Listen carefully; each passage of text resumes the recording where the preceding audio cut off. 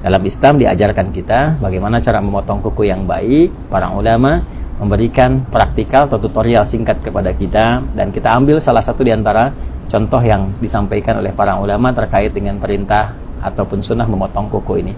Al-Imam An-Nawawi dalam konteks memotong kuku, beliau mengajarkan kepada kita, ya khususnya ya sekarang saat saya mengambil video bersamaan dengan hari Jumat, ya ada sunnah untuk memotong kuku.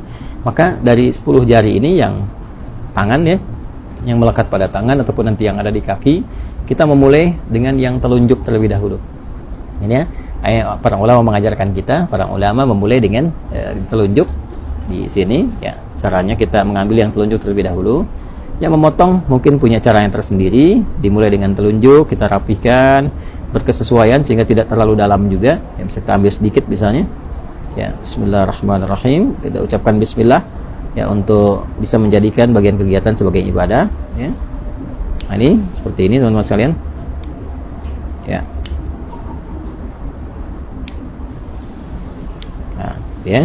Nah ini sengaja saya tadahi menggunakan tisu, ini ya, agar juga bagian dari potongan kuku tidak kemana-mana, dan nanti ada hikmahnya.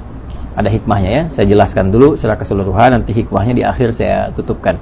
Jadi setelah dari telunjuk sini, kemudian sampai mulai dari kelingking, ya, dari telunjuk di sini selesai, maka dilanjutkan dari kelingking, ya, ke sini telunjuk selesai, kemudian pindah ke kelingking, kemudian ke sini jari manis, ya, jari manis dan jari tengah, lalu jempol.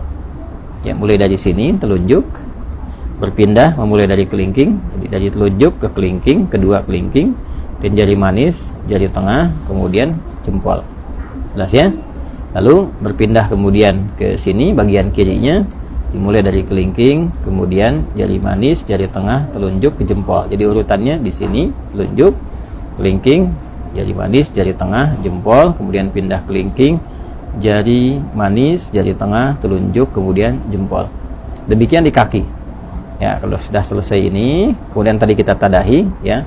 Ini saya contohkan tadi satu yang telunjuk karena di hari Jumat saya sudah mendahulukan memotong keseluruhannya. Jadi saya urutkan saja tadi seperti tadi saya sampaikan. Jadi telunjuknya sudah, kelingking sudah sampai ke jempol, kemudian dari sini kelingking sampai ke jempol, selesai kita tadahi.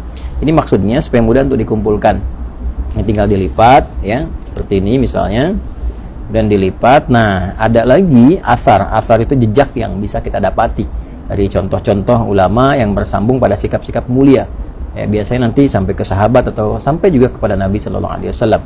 Nah, dari kalangan sahabat ada yang membiasakan seperti Ibnu Umar, ya, atau hadis-hadis, riwayat-riwayat yang disampaikan oleh Imam Sufyan Ats-Tsauri misalnya, ya, memberikan kesan kepada kita bahwa setelah selesai potong kuku ini akan lebih baik kalau bekasnya bisa dikuburkan. Ya, walaupun bukan kewajiban, tapi dianjurkan untuk dikuburkan seperti rambut, ya, ataupun kuku, dengan dua tujuan.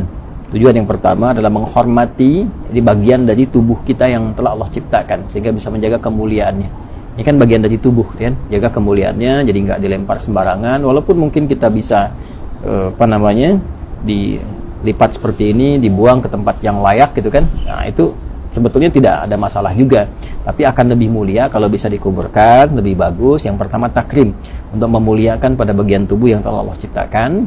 Kemudian yang kedua, yang penting juga menghindari hal-hal yang bisa menghadirkan madarat yang tidak tampak. Ya, madarat itu hal-hal yang membahayakan kepada diri tapi tidak tampak. Seperti kebiasaan-kebiasaan tukang sihir misalnya, ya, atau hal-hal terkait magic yang seringkali menggunakan bagian-bagian dari potongan tubuh, khususnya rambut. Ya, ada juga yang terkait dengan kuku. Ada juga yang menambahkan secara fikih supaya tidak dijadikan sebagai bagian dari potongan-potongan untuk kepentingan-kepentingan lain. Seperti kalau rambut kasusnya jadikan bagian potongan-potongan, ada yang digunakan untuk pakai wig dan sebagainya. Nah, itu supaya tidak digunakan pada yang demikian, akan lebih bagus kalau dikuburkan.